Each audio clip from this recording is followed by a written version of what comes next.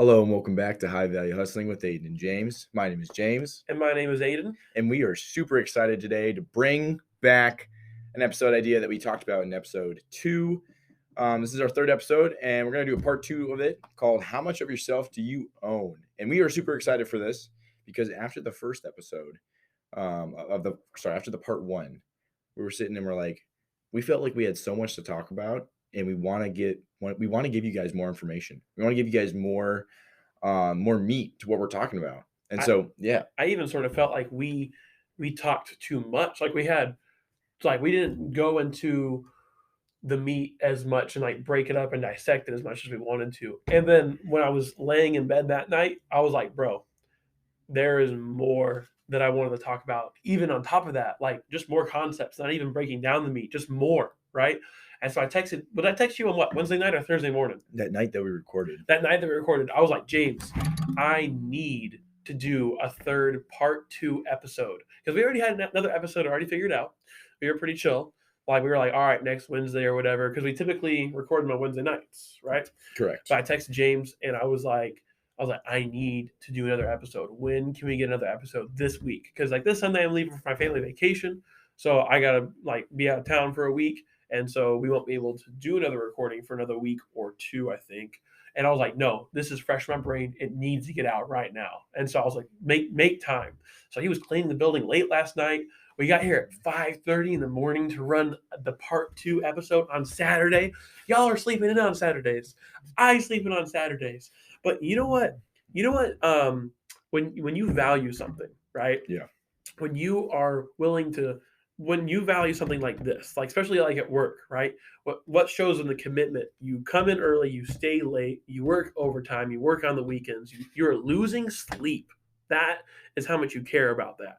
And so today, I care so much about this part 2 that I lost sleep because I wanted to get this out to the world before it would escape my brain, you know? So James, so what was the definition of like our definition of how much of yourself do you own? I think a big part of what we were saying is that we are delaying our gratification of things to a later date so that we can work on ourselves now and build the discipline, build the structure, build that schedule that is so needed, especially at a young age. I mean, it doesn't matter how old you are. You can start building this at 70, you can start building this at 20. It's so good. So our definition is, how do we build that structure? How do we build that discipline?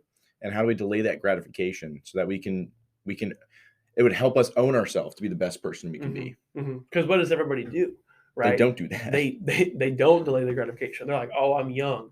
Oh, I got the energy. I got money because I'm living with my parents. Right? Oh, I'm working a lot at my job because it's starting out better than I anticipated. I got myself in a nice spot. I'm gonna go celebrate a little bit, you know. But that delayed gratification. Sorry, if you don't delay the gratification, you're just like everybody else, right? Absolutely. So what, like from our perspectives, like we are not millennials, okay, which might be a little bit of a controversial topic, but the typical like millennial, like as social media persuades it to be, or was that defines it to be, is that they start late in their 30s or like mid 30s, or sometimes they're late 20s, but they're mid 30s or 40s, and they're like, oh, okay, all right, I gotta start figuring this out, bro. They're deciding to figure this out and get their crap together after doing what they wanted to do at 30. Okay, at 30. Okay, comparatively to James and myself, they are 10 years behind, right? Correct. In the state of even retirement investments, okay, that is 1 to 1.5 doubling cycles behind because they decided to start 10 years later, right? Isn't that crazy? That's crazy. Right?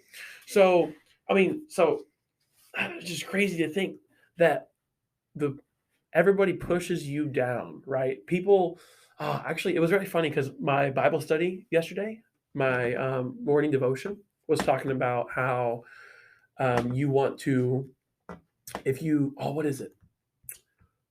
Don't be like everybody else, right? The people will think you're different and they're going to give you crap about it because they think you're different, right? But why are you different, right? And it's like you're different because you are filled with God in Christ. You are not like everybody else because you have something else inside of you.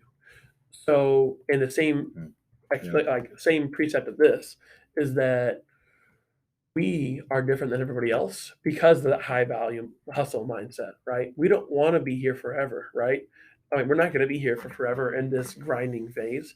Like for me, the grinding phase is 16 to 26. You know, that's my perspective on it. I mean, I started mowing lawns when I was 14. Did you do anything before you were 16? That's the same thing. I had 2 clients. I That's just right. every week. What'd you do? What was your side hustle you did when you were a kid?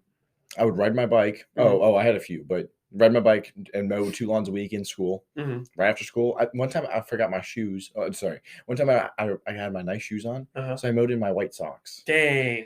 That did your socks turn green? Mowing in my feet would just barefoot would have been a better idea. But I was in 7th grade. I was like, this makes sense. My parents didn't let me mow without shoes. They're like, it's gonna cut your feet off. I was like, the blade will cut it anyways, dude. I was like, what are you talking about? But yeah, it was just like that's just how hungry we're for it then, you know. I was pretty rich for a 14-year-old. I was making $100 a week, you know. Spent Mm, that boy on Skylanders. Ooh, did you have Skylanders or no? I did not. Oh, those were so lit. But anyways, all right, getting back to it. So something that I want to talk about that, moving on from the definition, is I don't know if you guys have heard of David Goggins before. I'm assuming you have, right? I'm assuming you have. Now, if you have not read his book and you want to get something about mental toughness, dear God, man, you need to read David Goggins' book. It's called You Can't Hurt Me. And so I thought David Goggins was a joke. I was like, oh, yeah, this guy's mad. Like, he's crazy. Like, this doesn't even make sense that people can do this thing or whatever. But then when I read his title, it's like, You Can't Hurt Me. And I was like, yeah, you can't hurt me. And I was like, wait a minute. I was like, this guy was in like the military. He was the Marines, like Ranger School. He had tried out for Delta Force, and like I learned all these things about him in this book. And I was like, oh my gosh! And he started out his book with like he was like psychiatrists, doctors, and physicians all say that the body has a physical limit. Mm, And he said, I believe that the physical limit is set by the mental limit. mm. He said, I destroyed my Yep. mental limit and that destroyed my physical limit. And he was like, my life, in my perspective, was like basically a study for myself to see how far I could actually go. And he did crazy things. He ran 100 miles in a 3-day preparation scale, right? First time running a 100 miler. He did that when he was part of the SEAL Team 3, or no, part of SEAL Team 4, because he wanted to go do the Badlands 146 miler run, which is like the Badlands National Park run, because he wanted to raise awareness for fallen soldiers from SEAL teams.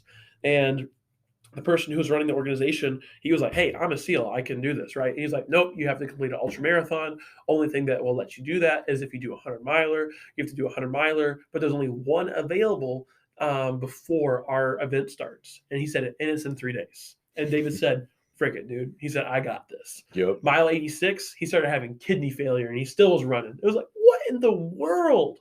He was still a half marathon away running on kidney failure. Okay. They took him to the hospital after that run. It was like, that's mental. Okay. And then he ran that Badlands run and he actually did pretty good, you know? But for David Goggins, right?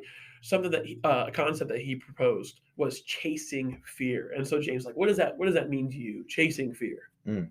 Chasing fear. Um, Chasing fear to me goes super well into what I've done this past 2 years. And the biggest thing for me this past 2 years is changing the way I look. I think you got a glimpse of kind of who Aiden is and the process he went to be the man that he is today from last episode with his body, how he lost all that weight, what it took for him. Mine was kind of the opposite. I was a super skinny, just genetically, just a twig. I mean, I was 6'2" 2 years ago and weighed 160 pounds. That's pretty light. That's pretty tall for a I guy mean, I too. ran in high school, but for 1 year. Mm-hmm. So that was mostly just genetical of just being skinny. And I had this I had this mindset of I want to be a thicker, stronger, bigger male.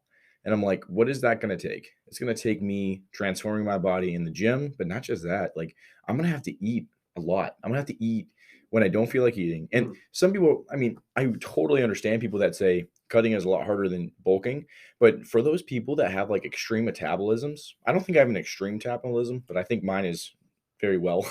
I mean, I'm young too. I would say you're probably peak regular male Yes. metabolism.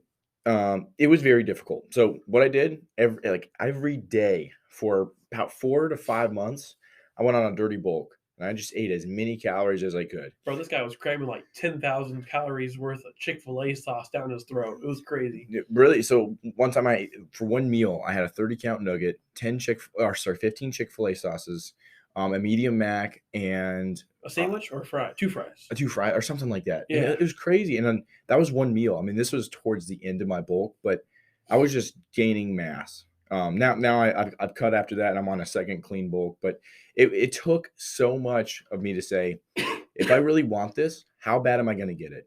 How much am I going to say no to my body of saying, oh, you're full? And There was multiple right. times where he even told me, "You're like, I am sick of eating food," and you're like, "All right, I got to go take another bite." He's like, "You're like, all right." I mean, that 30 count nugget, dude, these are gross. I'm so full. This is like my 13,000 calorie for the day, which is extreme, you know. But just to give an example. But he was like, I have grown to hate food, Yes. right? And I was like, yes. I was like, because there's so many people that have worked at our store, like, I can't gain weight. I need milkshakes every day. I have a really big like pre-workout or post-workout to help me bulk up or whatever. But it was like at the end of the day, I was like, hey, how many calories are you eating? They're like 3,400. They were thinking on the scale that 2,000 was regular. No, okay. No. When I lost weight, the scale of 2,000 was like that's extreme for me. Right? I pulled up the calculator on Google. This is you did this too or no? I use my fitness to help me track MyFitness. stuff. Okay. MyFitnessPal. So I did a little bit different. I went on Google. I just looked up a calorie calculator, put in my height, my weight, and my height and my weight, and then it told me, oh, and how much my activity level was. And when I did that, it was like, oh, if you want to maintain this weight for this height, you need to eat this many calories. Which at that point was I was probably eating around 4,000 a day, and it told me to maintain it for 36, which makes sense, you know. Yeah. And so, but it told me if I wanted to lose it, I should shoot for like 2,800 or whatever. But if I went to bulk, I should do like 4,600. And I was like, dear God, man, I was like, that's so many. And I was like, I'm not here to bulk, but I was like, all right. I was like, my new cap is 2,800, and that was excruciating too. But something that James and I both found when we were in our cut stage was that we what did we do? Oh, food was the most delectable thing in the Oh, world. dude. It could have been a awesome. blade of grass, and I'd be drooling, Yes. drooling. You know? Oh, let me put some salt on that grass. This is all the grass. Oh, I can use a packet of Chick-fil-A sauce instead of the buffalo sauce that's 30 calories, you know? Yeah. Oh my gosh, give me that sacred Chick-fil-A sauce, you know? But it was so good too. But we're both sort of more in the leaner bulk right now, just trying to eat as much as we can of things that are higher in protein, lower in carb, low in sugar. Basically just like doubling our intake to a degree. And it's starting to get a little gross sometimes. But James, so you said you started at 160 pounds, right? Yes. What are you today? I'm 207. 207. Sitting here right now. What is that? Okay, that's like what? That's almost 60. No, what is that? Almost a 50-pound jump. Okay, Yeah. and I will say, muscle-wise, you are moving probably 4 times more weight than you when you first started going to the gym the first time. 100%. You quadrupled your weight that you can move. Gosh. Okay, this guy is stronger than me. Okay, and you know, part of the thing that you're talking about in either the first or second episode is about being around iron to sharpen yourself, right? Iron sharpens iron. If you're friends that are not if you are surrounded by people that are not pushing off, what was that? The gratitude, self gratification. What was that? Yeah, not putting off a delaying gratification. If they are not delaying their gratification and they are taking what they want right now, but you are wanting to delay your gratification, will you succeed? Right? No, a lot. Yeah. You have a way less chance is not of a very high. chance. Yes. Yes. So like if like iron sharpens iron, but bronze doesn't sharpen iron, right? Steel doesn't sharpen iron because it's different hardness, different goals, different materials, right? What you got? What you got? Yeah.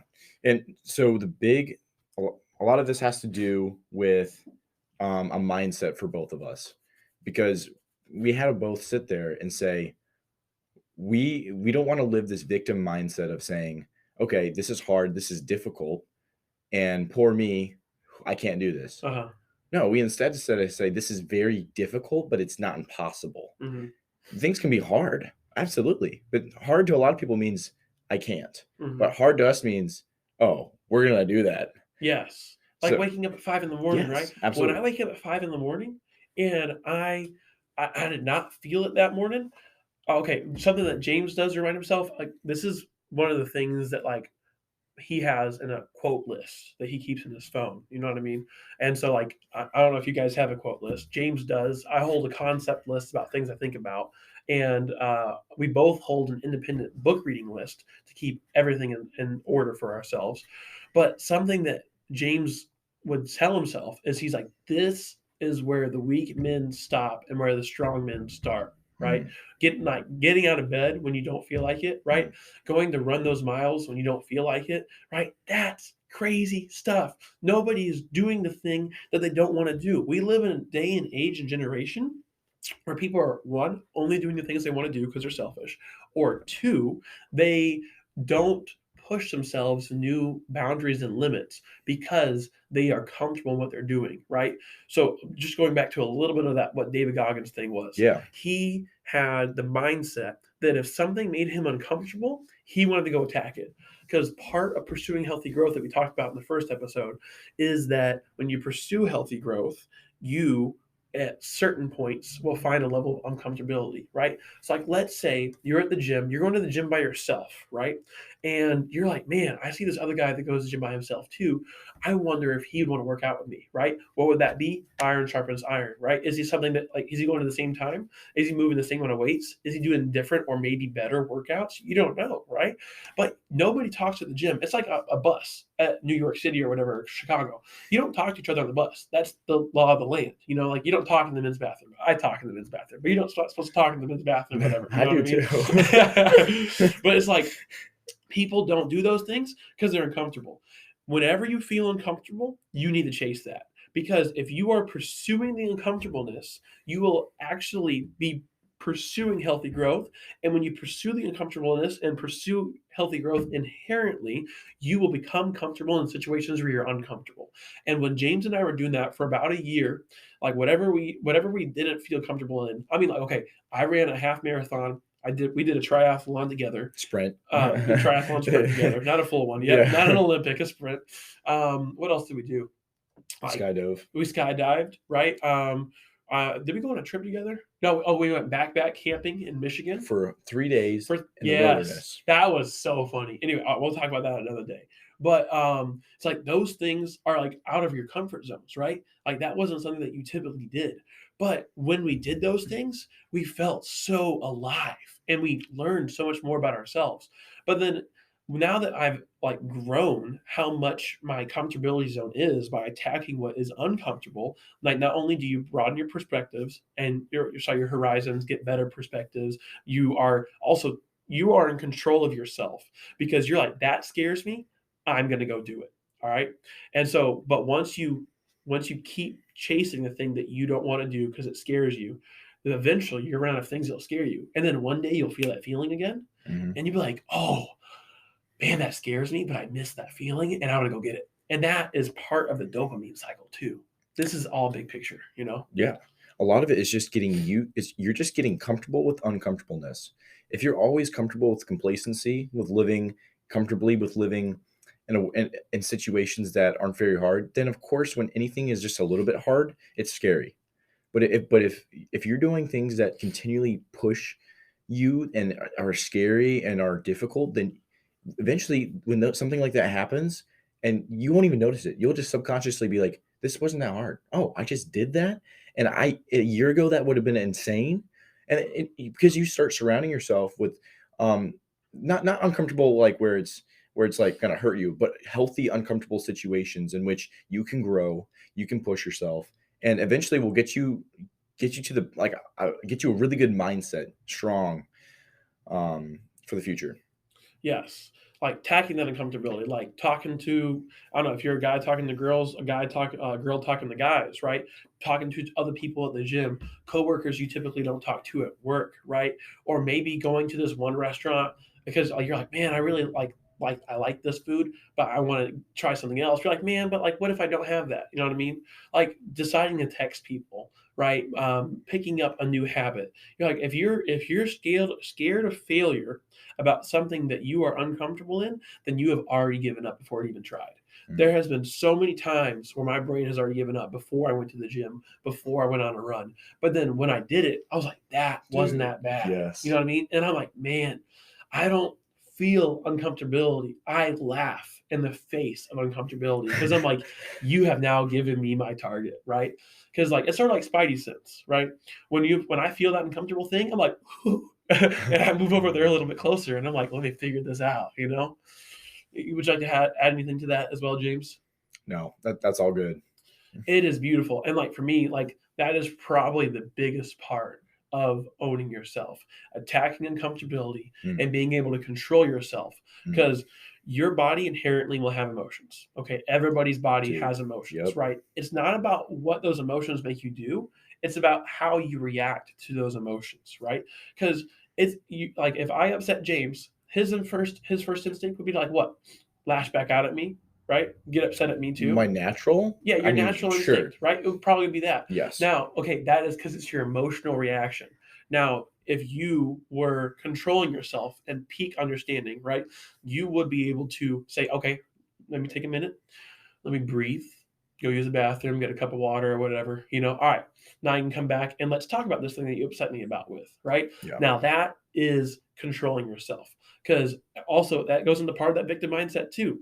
People that are part of the victim mindset, they downward spiral with the thing that they are telling themselves in their brain, right? Because their brain is their biggest enemy. Again, Yes. their brain is the biggest enemy. The demons you have in your brain that you work out at the gym, that you work out while you're running. I mean, that's where I do it. I mean, some people might do that while they're cooking or cleaning or listening to music or because like the I saw okay, there was this one video on TikTok or YouTube or whatever, and it was a video of like, how do you know who's the scariest man in the gym? The guy who's staring at himself in the mirror that is moving the biggest amount of weight that has no headphones in.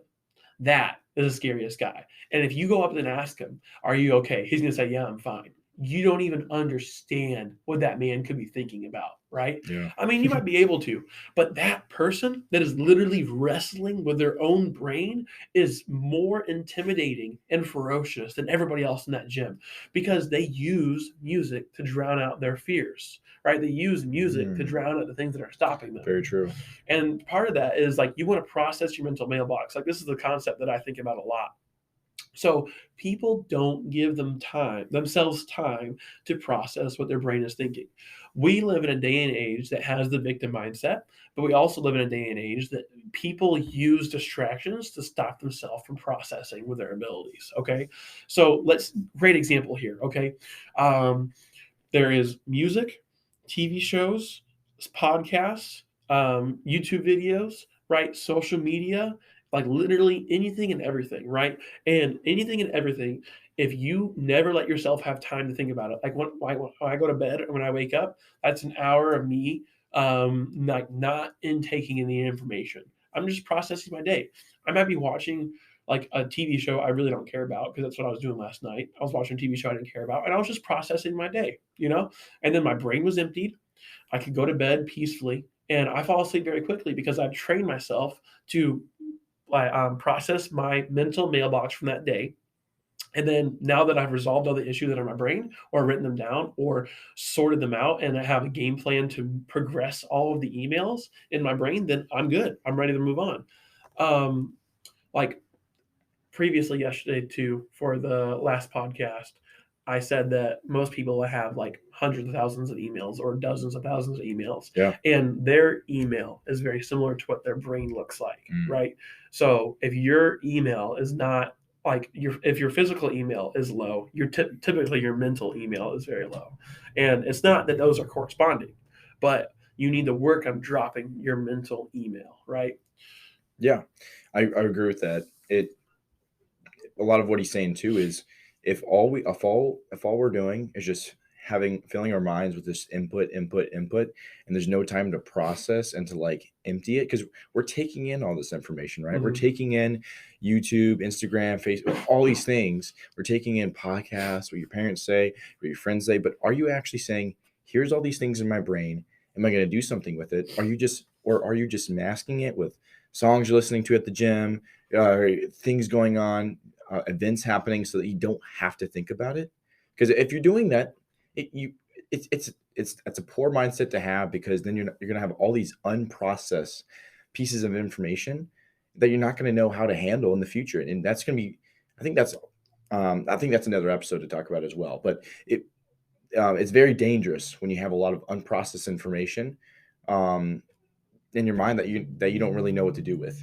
Yes, and I mean, and some like most people, I would say like 90% of people, they are using these distractions to stop themselves from thinking about their pain, right? Mm. So, but what is pain? Uncomfortability, right? Fear is a concept of your mind because it does not understand the thing it doesn't understand, so it puts it into the thing of pain.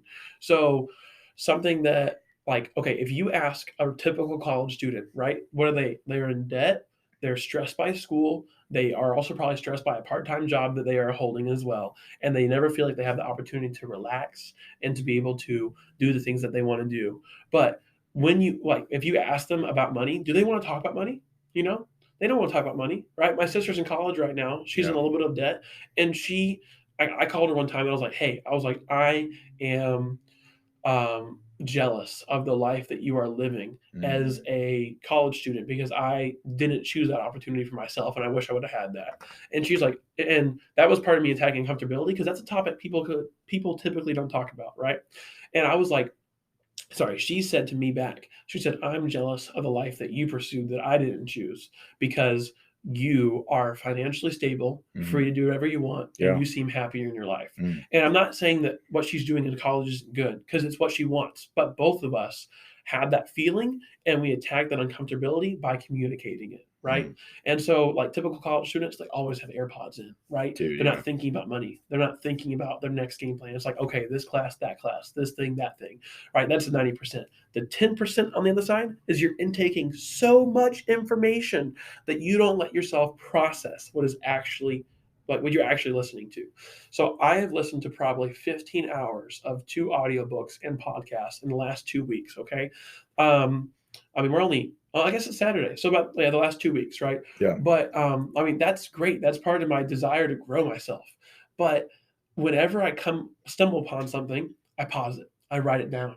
I Mm. have You have to. a Google Doc devoted towards what I am understanding about money, my progression and timeline, how typically spend their money, how millionaires live, how people who want to be rich live, how people who want to evolve live, and their financial spending habit, their mentality, tax brackets, like all this weird stuff, man.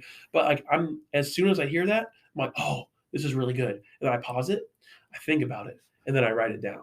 And when I write that down, that is me processing my mental mailbox. You have to give yourself time. If you are, because if you are in on good information, you'll never be able to output what you're actually putting in because you're so busy putting everything in, you can't actually do anything about it, right? If you Absolutely. read a book and it doesn't change you or the way you think, you didn't read the book. It doesn't matter. Yeah. Good stuff. Um, as we wrap up here, we're going to give you guys two really good points here. First one Well, is, what are these kind of points too? What is the purpose of these points? What do we want them to do with these points? let me read them first, Got but you. these are about your work ethic and your mindset. Okay. The first one is, winners work as hard as possible and still worry that they're being lazy. And the second one is, lazy people do a little work and feel like they should be winning. Now, go ahead and leave that one again. And something that I want you to do is, like, I want you guys to write these down. Start a quote list. Because when it gets tough in that morning, when it gets tough at work, when you had a long day and you're done, you have to sit down and you want to write these.